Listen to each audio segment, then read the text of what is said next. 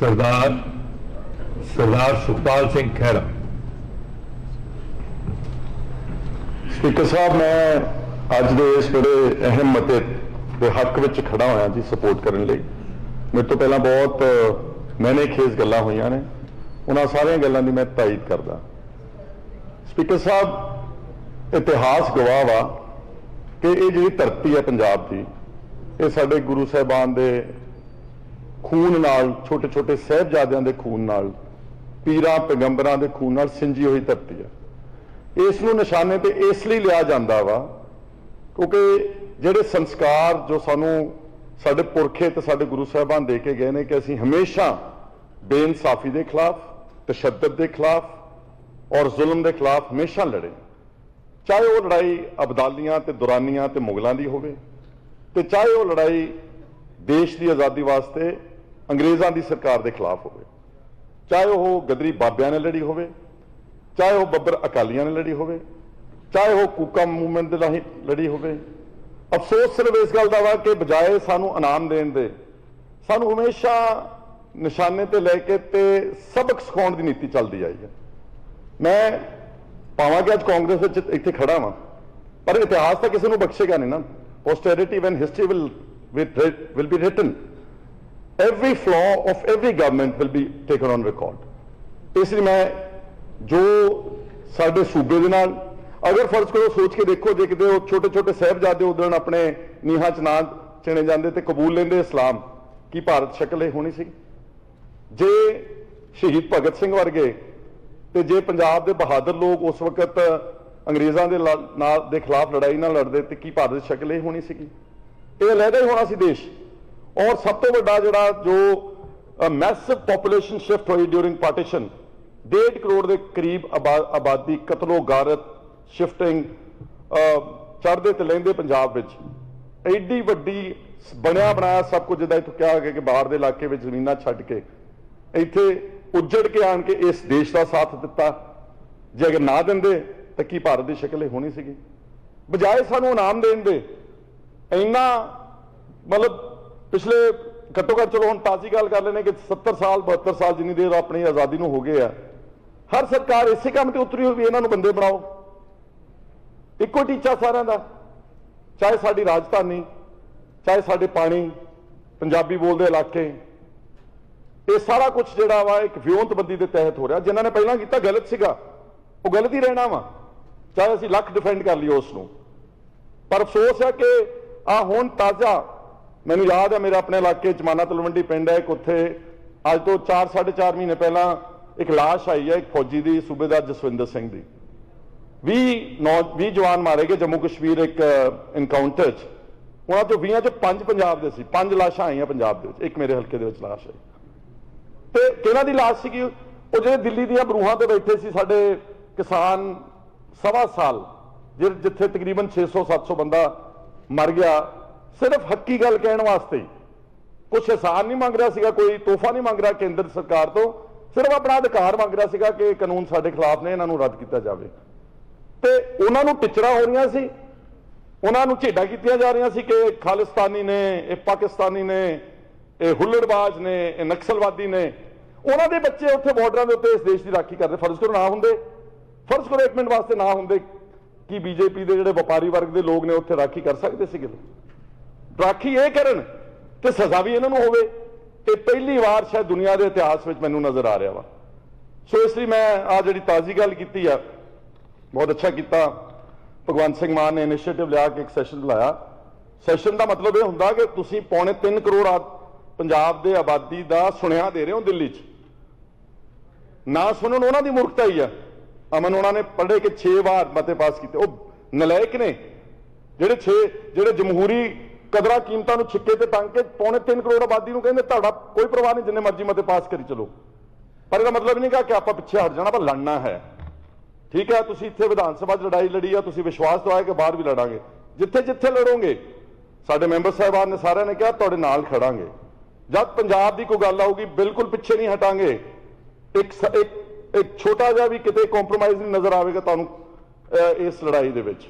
चाहे लख केस बनाई जान, कोई सरकारां टक्की आउण, जिन्ना मर्जी जो मर्जी करी जान, पर जिथे साडे सूबे की गल है, साडी भाषा की गल है, ਸਾਡੇ ਭਵਿੱਖ ਦੀ ਗੱਲ ਹੈਗੀ ਆ, ਉਹ ਆਪਾਂ ਸਭ ਇੱਕ ਥਾਂ ਤੇ ਇਕੱਠੇ ਆ। ਨਹੀਂ ਤਾਂ ਫਿਰ ਆਪਾਂ ਨੂੰ ਅਗਲੀਆਂ ਪੁਸ਼ਤਾਂ ਨਹੀਂ ਕਦੀ ਮਾਫ ਕਰਨੀਆਂ। ਉਹ ਕਹਿਣਗੇ ਨਲਾਇਕ ਬੰਦੇ ਸਾਡੇ ਜਿਹੜੇ ਪੁਰਾਣੇ ਇੱਥੇ ਭੇਜਦੇ ਸੀ ਵਿਧਾਨ ਸਭਾ। ਚੰਡੀਗੜ੍ਹ ਨੇ 2-3 ਗੱਲਾਂ ਹੀ ਕਰਨੀਆਂ ਜੀ। ਪਹਿਲੀ ਗੱਲ ਤਾਂ ਸਪੀਕਰ ਸਾਹਿਬ, ਚੰਡੀਗੜ੍ਹ ਬਣਿਆ ਕਿੱਥੇ ਹੈ? ਬੁੱਧਰਾਮ ਜੀ ਨੇ ਕਿਹਾ ਪੰਜਾਬ ਦੇ ਪਿੰਡ ਉਜਾੜੇ ਗਏ। ਇੱਥੇ ਤਾਂ 1 ਇੰਚ ਵੀ ਧਰਤੀ ਹਿੰਦੀ ਸਪੀਕਿੰਗ ਨਹੀਂ ਸੀਗੀ, ਤੇ ਦੇਤਾ ਚੱਕ ਕੇ ਹਰਿਆਣੇ ਨੂੰ। ਇਹ ਸਾਰੇ ਪਿੰਡ ਖਰੜ ਤਹਿਸੀਲ ਦੇ ਵਿੱਚ ਅਧੀਨ ਆਉਂਦੇ ਸੀਗੇ।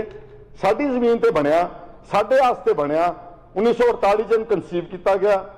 ਪੰਜਾਬ ਦੀ ਰਾਜਧਾਨੀ ਬਣਿਆ, ਜਿੱਦਾਂ ਕਹਿਤਾ ਪੇਰੈਂਟ ਸਟੇਟ। ਜਦੋਂ ਵੀ ਝਗੜਾ ਹੋਇਆ 2 ਸਟੇਟਾਂ ਵਿੱਚ, ਕੋਈ ਵੀ ਕੈਪੀਟਲ ਜਿਹੜਾ ਸੀਗਾ ਉਹ ਪੇਰੈਂਟ ਸਟੇਟ ਨੂੰ ਰਿਟਰੀਵ ਹੋਇਆ, ਚਾਹੇ ਉਹ ਬੰਬੇ ਹੋਵੇ ਜਾਂ ਹੋਰ ਤੁਸੀਂ ਕੋਟ ਕੀਤੇ ਬਹੁਤ ਸਾਰੇ ਆਪਣੇ ਕੈਪੀਟਲ। ਤੇ ਪੰਜਾਬ ਦਾ ਕਿਉਂ ਜੀ? ਔਰ ਪੰਜਾਬ ਨੂੰ ਆਪਣੀ ਜ਼ੁਬਾਨ ਤੇ ਆਧਾਰਿਤ ਸੂਬਾ ਲੈਣ ਵਾਸਤੇ ਲੜਨਾ ਪਿਆ, ਫਿਰ ਜੇਲ੍ਹਾਂ 'ਚ ਜਾਣਾ ਪਿਆ, ਧੱਕੇ ਖਾਣੇ ਪਏ। ਤੇ ਜਿਨ੍ਹਾਂ ਸੂਬਿਆਂ ਨੇ ਕੋਈ ਸੂਬਾ ਮੰਗਿਆ ਨਹੀਂ, ਉਹਨੂੰ ਉਦਾਂ ਬੈਠੇ ਮਿਲ ਗਿਆ। Himachal and Haryana, they never ask for a state. ਔਰ ਜਿਹੜੀ ਸਾਡੀ ਅਸੀਂ ਆਪਣੀ ਰਾਜਧਾਨੀ ਬਣਾਈ, world, it's like a world class city. ਜੇ ਤੁਸੀਂ ਇੱਥੇ ਜ਼ਿਕਰ ਕੀਤਾ ਸੀ ਦੁਨੀਆ ਦੇ ਸ਼ਹਿਰਾਂ ਵਿੱਚ ਚੰਡੀਗੜ੍ਹ ਦਾ ਨਾਮ ਉਹਦੇ 'ਚ ਦਰਜ ਆ, ਏਦਾਂ ਹੀ ਚੱਲ ਜਾਣ ਦਿਆਂਗੇ ਅਸੀਂ। ਔਰ 60-40 ਦਾ ਅਨੁਪਾਤ ਇਹਨਾਂ ਨੇ ਪਹਿਲਾਂ ਡੈਮੇਜ ਕੀਤਾ ਜਾਣ ਕੇ। ਇਹ ਸਿਰਫ ਜਿੱਦਾਂ ਪ੍ਰਤਾਪ ਉਹਨਾਂ ਨੇ ਕਿਹਾ ਕਿ ਇਹ ਹੌਲੀ ਹੌਲੀ ਚੈੱਕ ਕਰ ਰਹੇ ਨੇ ਆਪਣੇ ਵਾਟਰਸ, ਇਹ ਸਹੀ ਲੈਂਦੇ ਨੇ ਤੇ ਕਰ ਦਿਓ, ਹੋਰ ਇਹ ਹੋਰ ਸਹੀ ਲੈਂਦੇ ਨੇ, ਹੋਰ ਕਰ ਦਿਓ। ਇਹ ਹੁਣ ਆਪਣਾ ਇਮਤਿਹਾਨ ਆ ਸਾਰਾ। ਇਸ ਵਿਧਾਨ ਸਭਾ ਦੇ ਮਗਰਲੀਆਂ ਨੂੰ ਛੱਡ ਦਿਓ, ਜੋ ਉਹਨਾਂ ਨੇ ਕੀਤਾ, ਗਲਤੀਆਂ ਕੀਤੀਆਂ ਨਹੀਂ ਕੀਤੀਆਂ, ਉਸ ਛੱਡ ਦਿਓ 1 ਮਿੰਟ ਵਾਸਤੇ। ਇਹ ਆਪਣਾ ਇਮਤਿਹਾਨ ਹੈ ਕਿ ਜੇ ਤਾਂ ਆਪਾਂ ਇਸ ਨੂੰ ਲੌਜੀਕਲ ਕੰਕਲੂਜਨ ਤੇ ਲੈ ਕੇ ਜਾਵਾਂਗੇ ਤੇ ਲੋਕ ਕਹਿਣਗੇ ਹਾਂ ਬਈ ਇਹ ਜਿਹੜਾ ਸਦਨ ਸੀਗਾ ਇੱਥੇ ਕਾਬਲ ਆਦਮੀ ਆਏ ਨੇ ਤੇ ਅੱਛੀ ਗੱਲਾਂ ਕੀਤੀਆਂ ਇਹਨਾਂ ਨੇ। ਤੇ ਜੇ ਅਸੀਂ ਵੀ ਕਹਿ ਦਾਂਗੇ ਕੰਪਰੋਮਾਈਜ਼ ਕਰ ਲਾਂਗੇ ਤੇ ਫਿਰ ਸਾਨੂੰ ਵੀ ਉਹੀ ਪੁਰਾਣਿਆਂ ਵਿੱਚ ਗਿਣਿਆ ਜਾਵੇਗਾ। ਇਸ ਤੋਂ ਇਲਾਵਾ ਕੰਕਲੂਡ ਕਰੋ ਖੈਰਾ ਸਪੀਕਰ ਸਾਹਿਬ, ਜਿਹੜੇ ਦੂਜੇ ਪਾਸੇ ਬੋਲੇ ਸੀ ਉਹਨਾਂ ਦਾ ਟਾਈਮ ਦੇਖੋ ਜਰਾ। ਟਾਈਮ ਮੈਨੂੰ ਤਾਂ ਕੋਈ ਇਤਰਾਜ਼ ਨਹੀਂ ਆ। ਤੁਸੀਂ ਥੋੜਾ ਜਿਹਾ ਦੇਖੋ, you are a very fair person as far as I know you, I know you personally also. ਬਿਲਕੁਲ ਫੇਅਰ, ਬਿਲਕੁਲ ਫੇਅਰ ਦੀ ਪਰਸਨ। ਥੋੜਾ ਜਿਹਾ ਟੋਲਰੇਟ ਕਰੋ ਜੀ। ਸਪੀਕਰ ਸਾਹਿਬ, ਔਰ ਰਾਜੀਵ ਲੌਂਗੋਵਾਲ ਵਾਲੀ ਵੀ ਆ ਗਈ। ਪ੍ਰਾਈਮ ਮਿਨਿਸਟਰ ਨੇ ਪ੍ਰੋਮਿਸ ਕੀਤਾ ਸੀਗਾ, ਮਤਲਬ ਇਹ ਕੋਈ ਛੋਟੇ ਮੋਟੇ ਕਿਸੇ ਦੁਕਾਨਦਾਰ ਨੇ ਪ੍ਰੋਮਿਸ ਨਹੀਂ ਕੀਤਾ ਕਿ ਮੁੱਕਰ ਗਿਆ ਸ਼ਾਮ ਨੂੰ, ਸਵੇਰੇ ਸੌਦਾ ਵੇਚਿਆ ਸ਼ਾਮ ਨੂੰ ਮੁੱਕਰ ਗਿਆ। ਇਹ ਉੱਥੇ ਫੇਰ ਨਹੀਂ ਆਨਰ ਹੋਇਆ। ਔਰ ਦ ਵਰਸਟ ਥਿੰਗ ਇਸ ਕਿ ਜੇ ਬੀਜੇਪੀ ਨੇ ਇਹ ਮਸਲਾ ਲੈ ਕੇ ਆਉਣਾ ਸੀਗਾ, ਇਸ ਨੂੰ ਸਾਰਿਆਂ ਨੂੰ ਪੁੱਛਦੇ, ਜਿਹੜੇ ਸਟੇਕ ਹੋਲਡਰਸ ਸੀਗੇ। ਪੰਜਾਬ ਦੀ ਸਰਕਾਰ ਨੂੰ ਪੁੱਛਦੇ, ਹਰਿਆਣਾ ਨੂੰ ਵੀ ਫਰਜ਼ੀ ਪੁੱਛ ਲੈਂਦੇ ਬੁਲਾ ਕੇ, ਉਹਨਾਂ ਤਾਂ ਮੋਹਰੀ ਲਾਉਣੀ ਸੀਗੀ। ਤੁਹਾਨੂੰ ਪੁੱਛਦੇ ਬੁਲਾ ਕੇ ਕਿ ਆ ਅਸੀਂ ਸੈਂਟਰਲ ਰੂਲਸ ਇੱਥੇ ਲਾਗੂ ਕਰਨ ਲੱਗੇ ਆ, ਸਾਰੇ EMPLOYEES ਨੂੰ ਅਸੀਂ ਆਪਣੇ ਅਧੀਨ ਕਰਨ ਲੱਗੇ ਆ, ਕੀ ਤੁਸੀਂ ਸਹਿਮਤ ਹੋ? ਕਿਸੇ ਨੂੰ ਪੁੱਛਿਆ ਨਹੀਂ। This is absolutely erroneous, it's unilateral, it's dictatorial, it's undemocratic, it's unconstitutional and 100% unacceptable to the people of Punjab and will remain so. ਹੁਣ ਆ ਗਈ ਗੱਲ ਜੀ EMPLOYEES ਦੀ। EMPLOYEES ਦੇ ਬਾਰੇ ਕਹਿ ਰਹੇ, ਮੁੱਢਾ ਉਹਨਾਂ ਦੇ EMPLOYEES ਦਾ ਰੱਖ ਲਿਆ। ਕਿੰਨੇ ਕੁ EMPLOYEES ਆ ਚੰਡੀਗੜ੍ਹ ਦੇ ਵਿੱਚ? ਪੰਜਾਬ ਦੀ ਕਿੰਨੀ ਆਬਾਦੀ, ਪੰਜਾਬ ਦੀ ਵਸੋਂ ਚੰਡੀਗੜ੍ਹ 'ਚ ਕਿੰਨੀ ਰਹਿੰਦੀ ਹੈ, ਸਾਡੇ ਸਟੇਕਸ ਕੀ ਨੇ, ਸਾਡਾ ਇਹਦੇ 'ਚ ਇਨਵੈਸਟਮੈਂਟ ਕੀ ਹੈ, ਕਿਸੇ ਨੇ ਨਹੀਂ ਪੁੱਛਿਆ। EMPLOYEES ਚਾਹੁੰਦੇ ਸੀ। ਤੇ ਸਪੀਕਰ ਸਾਹਿਬ, ਇੱਕ ਵਾਰੀ ਇਸ ਮਤੇ 'ਚ ਕਿਤੇ ਦੇਖੋ ਕਿ ਚੰਡੀਗੜ੍ਹ ਤਾਂ ਪਹਿਲਾਂ ਹੀ ਯੂਨੀਅਨ ਟੈਰੀਟਰੀ ਆ, ਤੁਹਾਡੇ ਅਧੀਨ ਹੀ ਹੈਗਾ। ਤੁਹਾਨੂੰ ਕੌਣ ਰੋਕਦਾ? ਤੁਸੀਂ EMPLOYEES ਨੂੰ ਭਾਵੇਂ 7ਵਾਂ ਪੇ ਕਮਿਸ਼ਨ ਬਣਾ ਦਿਓ, ਹੋਰ 3-4 ਹੋਰ ਇਕੱਠੇ ਦੇ ਦਿਓ, ਸਾਨੂੰ ਕੀ ਇਤਰਾਜ਼ ਆ? ਜਿੰਨੀ ਤਨਖਾਹ ਦੇਣੀ ਚਾਹੁੰਦੇ ਤੁਸੀਂ ਦੇ ਦਿਓ, ਸਾਨੂੰ ਤਾਂ ਕੋਈ ਇਤਰਾਜ਼ ਨਹੀਂ ਹੈਗਾ। But on the pretext that because employees are saying so, therefore we are imposing central rules on Chandigarh, this is absolutely unacceptable. It has no logic at all. It is bereft of any wise thinking. Therefore ਅਸੀਂ ਸਾਰੇ ਇਕੱਠੇ ਹੋ ਕੇ, ਜਿੰਨੇ ਅਸੀਂ ਇਧਰਲੇ ਪਾਸੇ ਵੀ ਬੈਠੇ ਆ ਜਾਂ ਬਾਕੀ ਉਧਰ ਵੀ ਬੈਠੇ ਆ, ਇਸ ਬੀਜੇਪੀ ਦੇ ਜਿਹੜਾ ਮਨਸੂਬਾ ਹੈ, ਜੋ ਅਗਰ ਆਪਾਂ ਅੱਜ ਨਾ ਅਪੋਜ਼ ਕੀਤਾ, ਮੇਰੀ ਗੱਲ ਯਾਦ ਰੱਖਣਾ, ਉਹ ਆਪਾਂ ਨੂੰ ਹੌਲੀ ਹੌਲੀ, ਕਿਉਂਕਿ ਆਪਾਂ ਤਾਂ ਲੜਨਾ ਨਾ, ਆ ਜਿਹੜਾ ਅੰਦੋਲਨ ਹੋਇਆ, ਮਾਫ ਕਰਨਾ, ਸਾਰੇ ਦੇਸ਼ ਦੇ ਕਿਸਾਨਾਂ ਨੂੰ ਸਲੂਟ ਆ, ਪਰ ਬੇਸਿਕਲੀ ਇਹ ਅੰਦੋਲਨ ਜਿਹੜਾ ਸੀਗਾ, ਇਹ ਪੰਜਾਬ ਦੇ ਕਿਸਾਨਾਂ ਦਾ ਅੰਦੋਲਨ ਸੀਗਾ। ਸਿਰਫ ਇਸ ਕਰਕੇ ਕਿ ਉਹੀ ਸਪਿਰਿਟ ਜਿਹੜੀ ਸਾਡੇ 'ਚ ਭਰੀ ਹੋਈ ਸੀ, ਉਸੇ ਅੰਦੋਲਨ ਨੇ ਜਿੱਤ ਪ੍ਰਾਪਤ ਕੀਤੀ। ਉਹਨਾਂ ਨੂੰ ਚੁਭਿਆ, ਉਹ ਇਲੈਕਸ਼ਨ ਵੇਲੇ ਉਹਨਾਂ ਨੇ ਵਾਪਸ ਤਾਂ ਲੈ ਲਏ ਕਾਨੂੰਨ, ਲੇਕਿਨ ਉਹਨਾਂ ਦੇ ਮਨ ਦੇ ਅੰਦਰ ਸੀਗਾ ਕਿ ਹੁਣ ਇਹਨਾਂ ਨੂੰ ਕਿੱਦਾਂ ਬੰਦੇ ਬਣਾਉਣਾ। ਬੰਦੇ ਬਣਾਉਣ ਦੀ ਨੀਤੀ ਜਿਹੜੀ ਆ, ਇਹ ਬਹੁਤ ਮਾੜੀ ਆ ਔਰ ਇਸ ਦਾ ਅਸੀਂ ਸਖਤ ਵਿਰੋਧ ਕਰਦੇ ਹਾਂ। ਔਰ ਮੇਰੀ ਸਪੀਕਰ ਸਾਹਿਬ ਤੁਹਾਡੇ ਜ਼ਰੀਏ ਇੱਕ ਸਰਕਾਰ ਨੂੰ, ਚੀਫ ਮਿਨਿਸਟਰ ਸਾਹਿਬ ਨੂੰ, ਇਹ ਨਾ ਹੋਵੇ ਆਪਾਂ ਮਤਾ ਪਾਸ ਕਰਕੇ ਆਪਣੀ ਜ਼ਿੰਮੇਵਾਰੀ ਜਿੱਦਾਂ ਪਹਿਲਾਂ ਮਤੇ ਪੇ ਕੇ ਛੱਡ ਦਿੱਤਾ, ਨਹੀਂ, ਇਸ ਨੂੰ ਆਪਾਂ ਪੂਰਾ ਲੜਾਂਗੇ। ਇੱਥੇ ਬਾਹਰ ਪ੍ਰਾਈਮ ਮਿਨਿਸਟਰ ਸਾਹਿਬ ਨੂੰ ਮਿਲੋ, ਰਾਸ਼ਟਰਪਤੀ ਨੂੰ ਮਿਲੋ, ਜਿਹਨੂੰ ਮਿਲਣਾ ਮਿਲ ਲਓ। ਨਹੀਂ ਮੰਨਦੇ, ਪਹਿਲਾਂ PM ਦੇ ਘਰ ਦੇ ਬਾਹਰ ਧਰਨਾ ਲਾਓ, 117 ਬੰਦੇ। National international media focus on this demand. ਠੀਕ ਹੈ, ਜੇ ਉੱਥੇ ਦਿੱਲੀ ਵਿੱਚ ਜਾਣੇ, ਇੱਕ ਮਿੰਟ ਸਪੀਕਰ ਸਾਹਿਬ, ਇੱਥੇ ਬਸ ਨਹੀਂ, ਇਹਦੀ ਕੋਈ ਅੱਛੀ ਐਜੀਟੇਸ਼ਨ ਪਲਾਨ ਕਰੋ। ਕੋਈ ਜ਼ਰੂਰੀ ਨਹੀਂ ਆਪਾਂ ਹਜੂਮ ਬਹੁਤ ਇਕੱਠਾ ਕਰਕੇ ਜਾਣਾ ਵਾ। ਰਿਪਰੈਜ਼ੈਂਟੇਟਿਵ ਕਰੈਕਟਰ ਵਿੱਚ ਤੁਸੀਂ ਐਜੀਟੇਟ ਕਰੋਗੇ, ਅੱਜ ਦੇ ਯੁੱਗ ਵਿੱਚ ਬਹੁਤ ਉਹਦੀ ਕੀਮਤ ਆ। ਔਰ ਇਹਦੇ ਨਾਲ simultaneously agitation and simultaneously the legal route has to be taken. ਉਹ ਤੁਸੀਂ ਸੁਪਰੀਮ ਕੋਰਟ ਵਿੱਚ ਤਿਆਰੀ ਕਰੋ। ਆਪਣੇ ਐਡਵੋਕੇਟ ਜਨਰਲ ਸਾਹਿਬ, ਇੱਕ ਮਿੰਟ ਜੀ ਲਾਸਟ ਕਹਿਣ ਲੱਗਾ ਪਲੀਜ਼, ਮੈਂ ਕਿਹੜਾ ਰੋਜ਼ ਇੱਥੇ ਬੋਲਣਾ, ਆਪਾਂ ਇੱਕ ਦਿਨ ਦਾ ਸੈਸ਼ਨ ਹੈ।